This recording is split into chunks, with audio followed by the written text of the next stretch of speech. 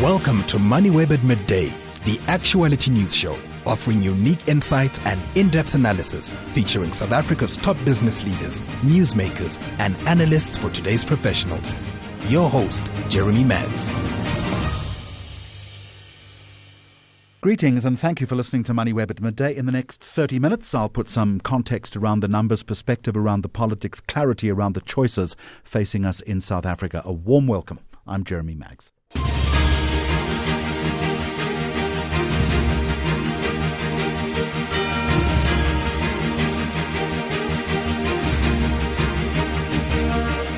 Coming up on the program today, ongoing turmoil at the Public Investment Corporation raises a bigger question about who guards public money. Cleaning up scrap metal could make or break the circular economy. The fight for cheaper power challenges the municipal electricity monopoly, and new research reveals the hidden stress that safari tourism places on wildlife. It's Wednesday, the 29th of July.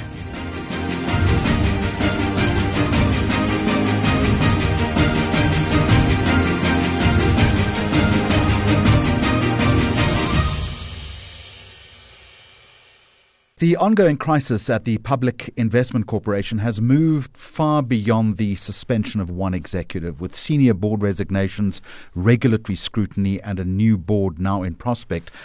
I think the deeper question now is whether South Africa's public institutions are designed to withstand political pressure and leadership conflict.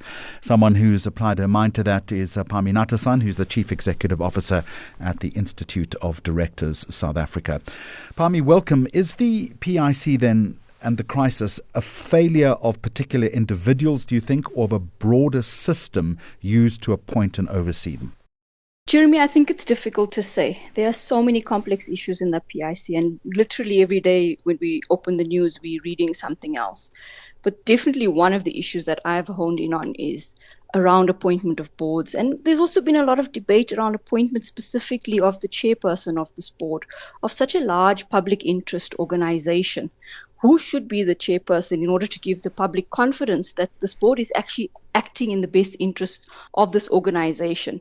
And that doesn't necessarily mean that it's in the best interest of government or of the political party that they're affiliated to, or even of the person who appointed them. And that's the key distinction for me around on the one hand, independence, which is so critical for a board chair, and then on the second hand, competence, which is the other critical thing we need to look at when it comes to board appointments in the public sector. What process then should have been undertaken to make sure the chairperson was the right one at the get-go?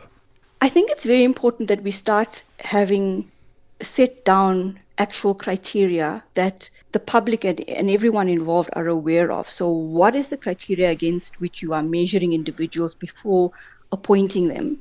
And secondly, who is doing the appointments? Because typically your shareholders are responsible for appointing your directors. But in the public sector, as we know, the shareholder is a sole shareholder, which is government, represented by one individual, which is a minister. So is it just a minister's choice by him or herself? Or should there be some sort of an independent nominations panel really assessing and interviewing these candidates to understand whether they have, on the one side, the independence necessary, and on the other side, the director competencies. You know, we always say directorship is a very critical and important role, and it requires its own level of competencies. That means that by virtue of being a politician, let's say, it doesn't necessarily mean you also have the competencies to serve as a director. An individual may have it, but has it been tested, and who has it been tested by before appointments are made? Effectively, I think what you're saying is that a serving deputy finance minister should never be chairing the board of an institution such as the PIC. I think from an independence perspective, that's where we talk about sort of someone having unfettered discretion and there being no undue influence or bias in their decision making, etc. Now, even if an individual, let's say a deputy minister, were to say categorically, no, I know I act independently and I'm not influenced by others, etc. That's one thing. That's perhaps actual independence may be argued, but the missing piece is perceived independence. So what do we as the public see as a requirement for an independent chair of a board? Certainly not, I believe, one of the ministers appointed by political affiliations. Phami, if you can maybe telescope back slightly, what do you think a properly functioning board should have done before this dispute became a public institutional collapse as we're witnessing right now?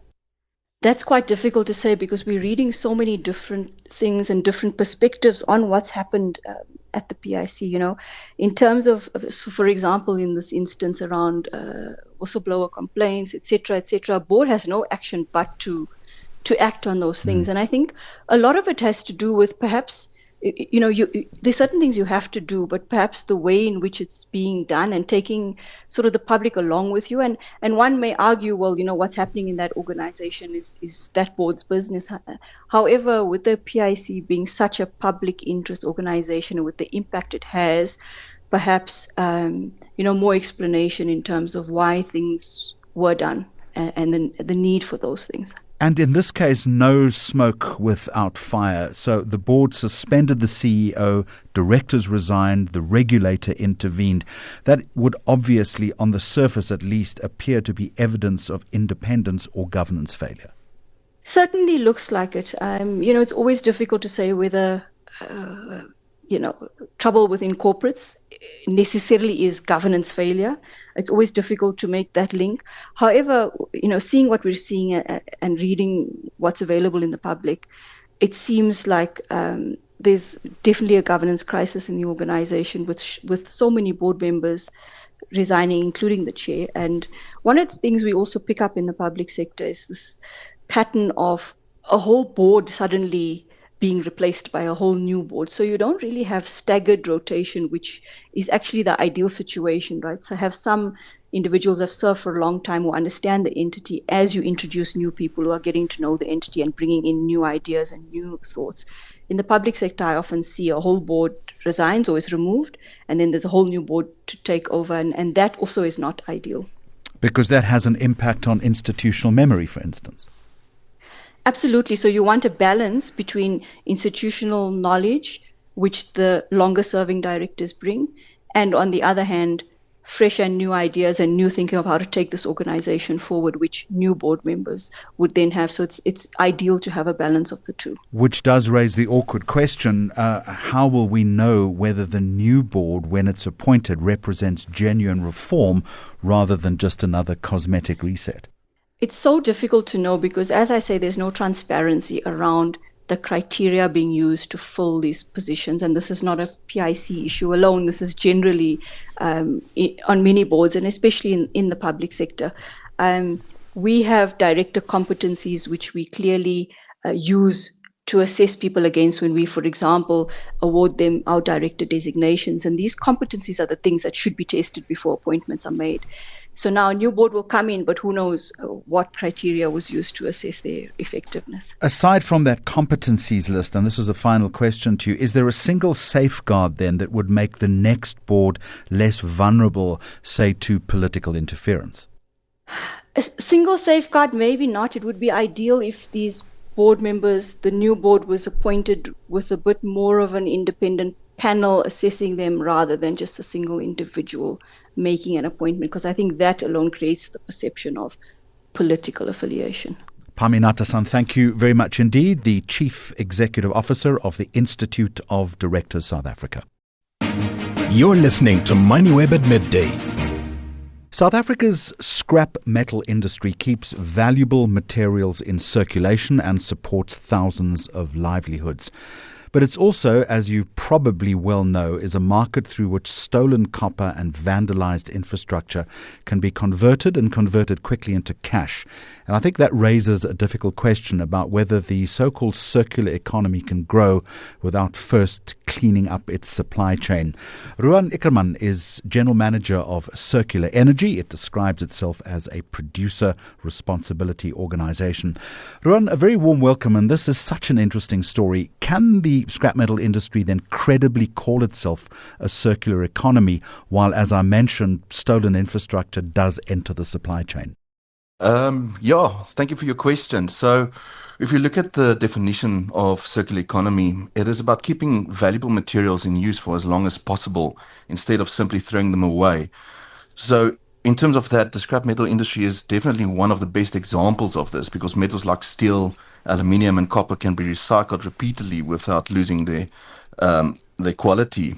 So when you talk about stolen infrastructure and in terms of theft, it is a serious issue that affects every South African. It disrupts electricity, telecommunications, rail services, and it places enormous financial pressure on our economy. But I do believe it's important to not confuse criminal activity with legitimate recycling industries. You know, most compliant recyclers operate legally and ethically every day.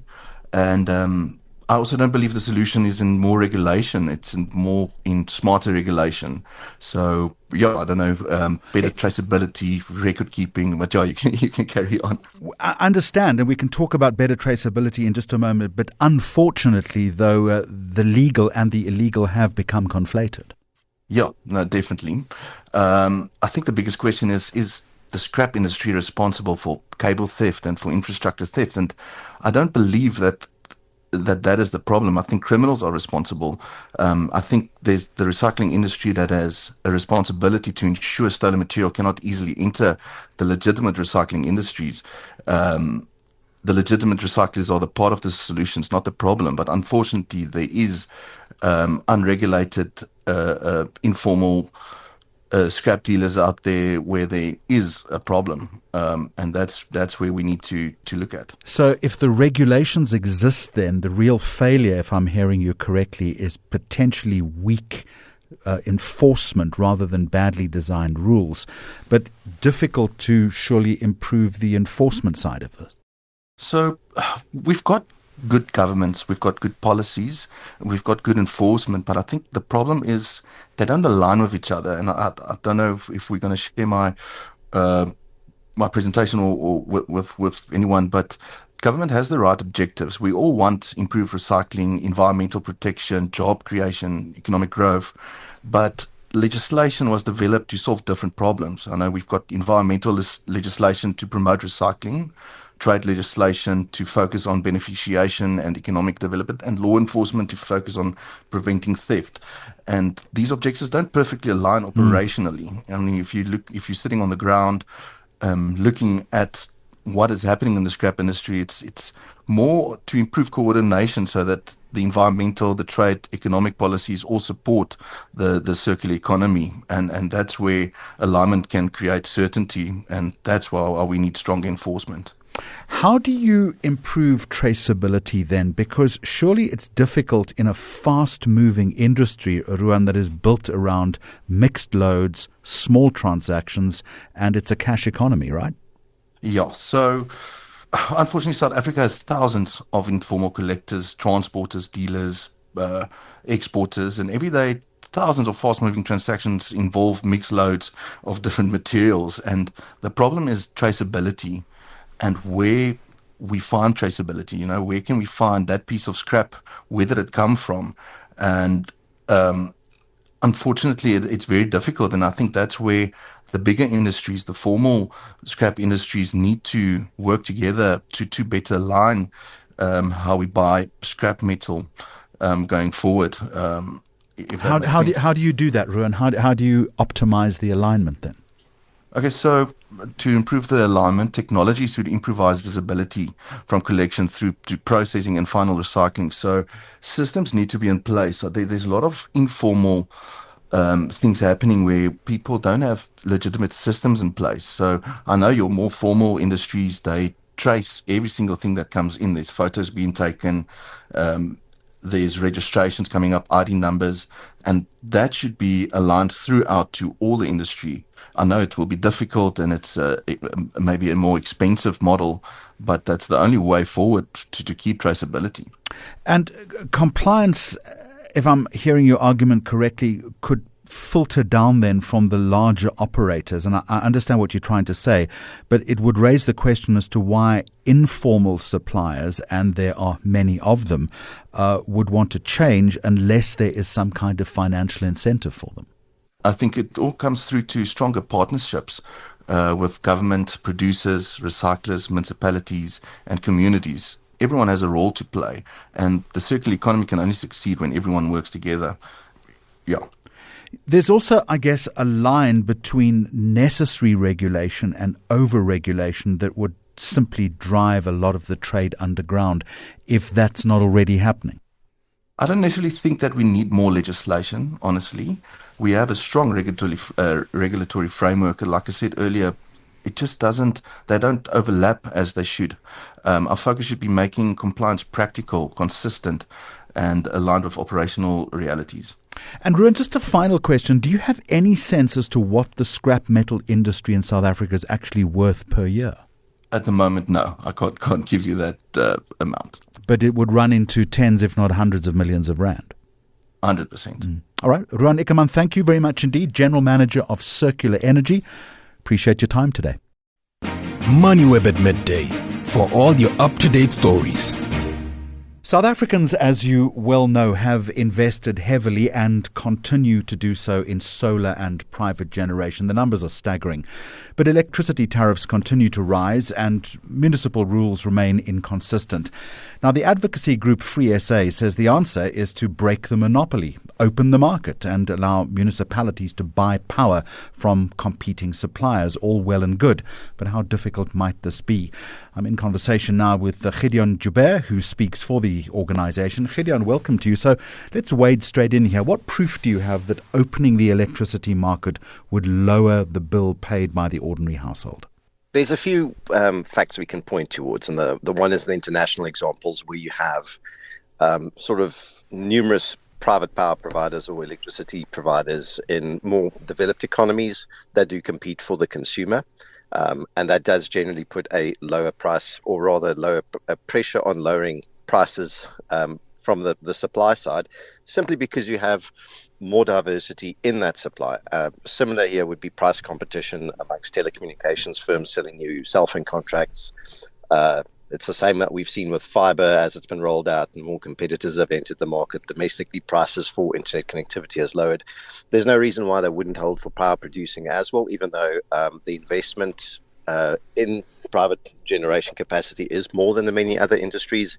We do see that there is an established appetite for that, which is why we are getting this upsurge in private electricity providers that are applying to build projects and construct. So I think the appetite is there from the supply side, and I do think from the demand side as well.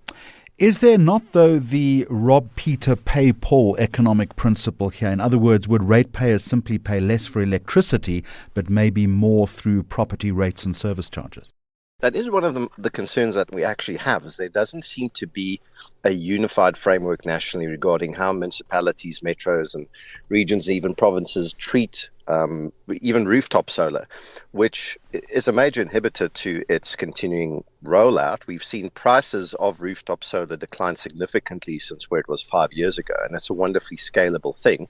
This is referring specifically now to the residential application. But you're sitting with a huge amount of policy uncertainty where you might put solar on your rooftop, which is a fair chunk of change, even at the small end of it, only for a municipality to turn around a few years downstream after already being, threatened with potential grid collapse a few years back and say, well, you know what, since you're no longer buying electricity at the rate that we need you to, we're now going to penalize you with tariffs or fees or other penalties in order to recoup that money from you. And that level of policy uncertainty combined with extremely complex regulatory environments that vary vastly is a big threat to this.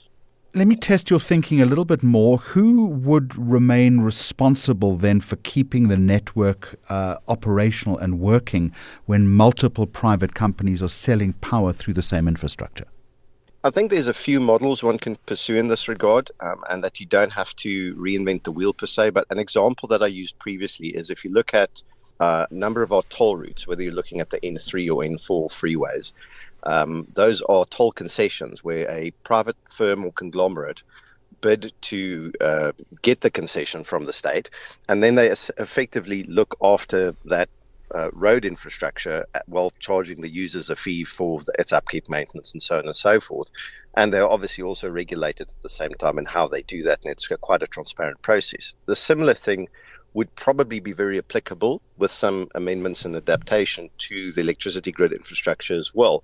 And I don't think a concession only to maintain what there is, because as an economy grows and as a growing economy will have a growing need and hunger for electricity, you also need to expand electricity infrastructure, which is again one of the many challenges we face with Eskom, is that maintaining the existing grid infrastructure has been a challenge, to say the least, but even expanding it seems to be a problem. And that is definitely a solution that we need to find if we want this economy to grow and not continue deindustrializing. Let me point out two other risks that I see. The first one is that many municipalities, as we well know, struggle with procurement and financial management. Why trust them to negotiate complex long-term electricity contracts?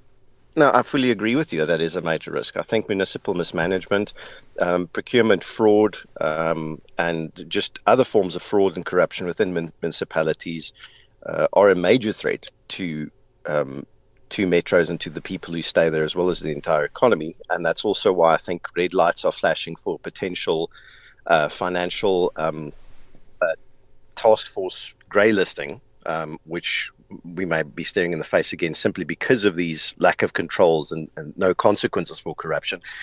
I think the solution there then would be to explore how can we bypass the municipalities having any say in that at all and going direct to the consumer instead. Unfortunately, there are acts of parliament, like the one that gives Eskom the monopoly on these sorts of things, that are a bit in the way. But again, I think there are ways and means around that with a bit of thinking and some alternative policy making. What are those ways and means?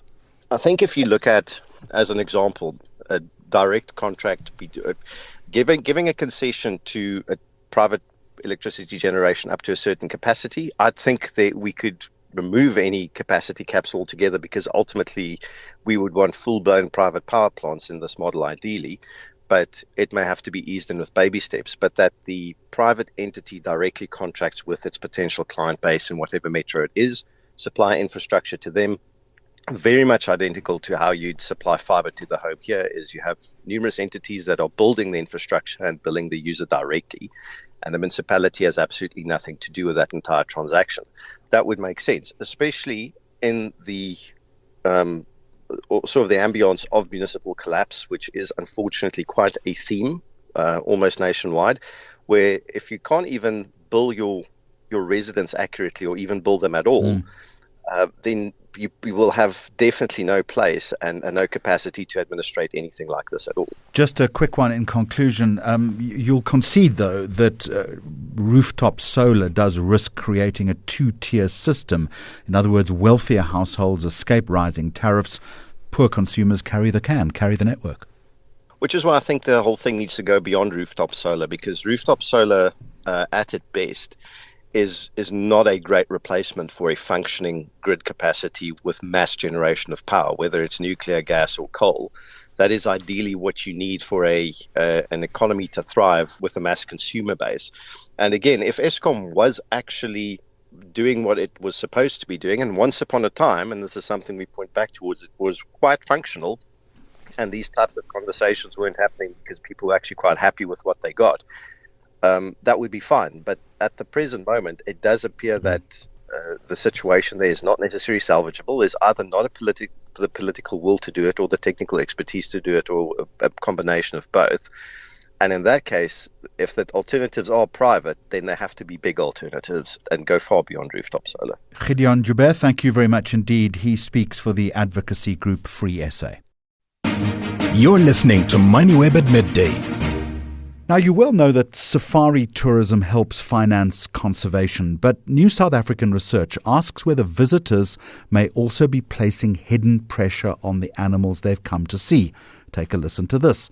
After studying more than 500 dung samples, researchers have found a significantly higher stress-related hormone level in impala during busy, dry season weekends. Got to get to the bottom of the story. Pun intended. Bruce Crossy is with us. He's a zoologist at the University of Pretoria's Mammal Research Institute. Bruce, a very warm welcome to you. So is the thesis here that tourists are harming the very wildlife their money is supposed to protect?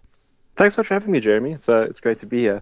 So I think it's a very complicated question you're trying to answer, because we obviously know that tourism, by its very nature, and ecotourism is a hot topic.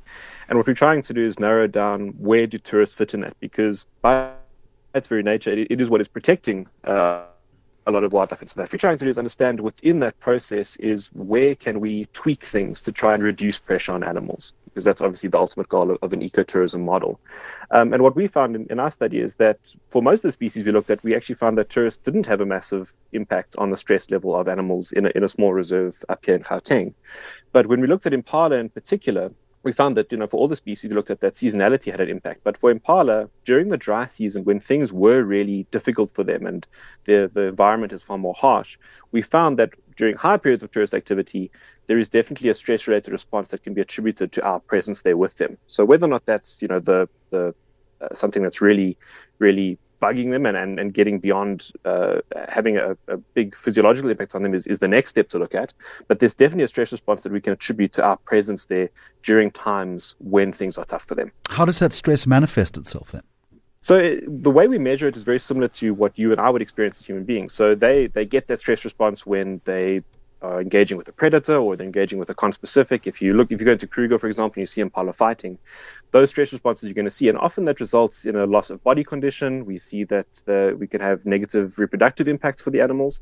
So it's really important from an economic perspective as well to make sure that tourists are seeing healthy animals. So we want to strike that balance to make sure that over these extended periods where we may see that stress response continue, we don't want to see that manifesting negatively. So in the short term, stress is great. It helps us to deal with something stressful, like a radio interview. It keeps you on your toes. But over the long term, it's not positive for the animal. So we see that if that were to continue year round, we'd become very concerned about the welfare of the animal in terms of reproduction, their success in terms of for males maintaining a harem, maintaining their body condition. Those are all things we start to worry about if that stress is becoming chronic for them. Bruce, if I've read the note correctly, zebra, wildebeest and giraffe showing no tourism-related increase in stress at all. The focus is on impala, as we've been talking about. Does that weaken your central argument, do you think? I think what it really tells us that there's a species-specific difference. We can't take a wholesale view of wildlife tourism and its potential impacts. I think often we think, animals in the bush react the same, and what we're showing is that they don't. It's really a case of, each animal is dealing with a different set of stresses when they're moving through the bush. The reserve we're working in doesn't have any large predators, and we know that impala are hypervigilant. So it could potentially be that this is a species that is really, really vulnerable to increased tourism pressure when things are difficult for them, especially during the dry season when we find that they're going to come into contact with us more, because where humans aggregate on these reserves and where we spend a lot of our time for picnicking, that is often the prime habitat. It's near dams, it's areas where we have fun, and those are areas where the animals are drawn as well. So it's really trying to identify, which species are we concerned about and how do we then mitigate the stress response for those species while still trying to maintain a good tourism experience, because we know that that's really what's going to push the ecotourism model forward in the future. Again, you're the expert here, but my understanding is that stress hormones appear in dung after some kind of delay. How long is that delay, and how accurately could you match each sample to specific tourist activity? Yes, that's a really good question, because it's often species-specific as well. So what we're looking at is gut retention time, because the hormones themselves, we're not actually measuring the hormone, we measure a metabolite of the hormone that passes out in the feces. So the great thing about using feces is we actually have a pooled set of data. So it's really looking at everything that's sort of caught in that fecal sample. If I took a blood sample, for example, it's a real snapshot. It's, okay, this is the stress at that exact moment, and we measure the exact hormone. We're measuring a metabolite of that hormone that's passed out through the feces. So it varies species to species based on their gut retention time, but what's great is that it gives us a pooled idea of their stress response over that time. So for this one, we actually had to delay the analysis for a day. So if we collected the sample on a Monday, we would say that's going to reflect what happened on the Sunday. So you do need to use that in your modeling approach when you're looking at the stats of it to sort of make sure that you're capturing the right window of time. And that's why we looked at weekends as a whole rather than specific days. So we looked at weekends versus weekdays because we could clump them together and say, okay, this is where the activity was higher, and match it to the tourist activity on the reserve. Bruce, over time, if you extrapolate and intensify or amplify this research, would the logical conclusion be for reserves to restrict visitor numbers? I think there's a couple of approaches we could look at for this, because we found that the difficulty for the impala seemed to be when they are already experiencing difficult times, right? So it's not necessarily about restricting visitor numbers, but perhaps maintaining or redirecting the flow of visitors during times that are ecologically stressful for the animals. So, for example, this reserve we worked on had 1 or 2 dams which we know are concentrated by people who are coming over weekends for braais and for picnics and that kind of thing. So what could be a potential answer, instead of maybe cutting your visitor numbers over that time, is to give a refuge area for these animals to go and say, well, this is still a resource-rich area, but we're not going to put people there, and see if that is a potential answer for it. So it's one of those things that's going to require long-term monitoring to get a real solution to these questions. And it's going to differ from reserve to reserve. I think that in areas where the animals have more space to move, they are able to move away, and we would probably see a bit of a difference in how they're responding to tourist numbers. But in these smaller reserves, it's important that we are keeping track of the visitor numbers, of where the animals can go, and also making sure that the animals aren't pushed into areas that are resource poor during times that are going to be very difficult for them. Commercially, of course, that might be a difficult sell to the safari operators. Yes, definitely. But it does boil down back to the issue that at the end of the day, a stressed animal is not a good animal to be viewing. So we need to strike a balance between maintaining the animal welfare as best we can and also keeping the commercial product as good as it can. And the nice thing is this forms part of a bigger project that I've been working on my thesis, which is looking at tourist experience in conjunction with the wildlife experience. So trying to look at both sides of things and see where can we find a happy balance to make sure that optimizing wildlife welfare in terms of the individual from an animal welfare perspective and making sure the animals are taken care of, but also maintaining and understanding that this happens with the animal welfare doesn't occur within a vacuum. We do need to consider the commercial product and making sure that tourists are happy, that tourism operators are happy, and trying to strike the balance is incredibly difficult and something that I'm very excited to continue researching and working on into the future. I'm looking forward to the next conversation. Bruce Crossy, thank you very much indeed, zoologist at the University of Pretoria's Mammal Research Institute. And on that note, we'll finish the program. You have been listening to Moneyweb at midday. We are here every weekday at noon with the latest in current affairs, the economy and policy. You can always catch the podcast version a little later. Thank you for making us part of your day. Until next time, goodbye. Listen to the daily live stream of Moneyweb at midday or download episodes on moneyweb.co.za, the Moneyweb app, Apple Podcasts and Spotify, or follow Moneyweb News on social media for more updates. Moneyweb, your trusted source for business and investment insights.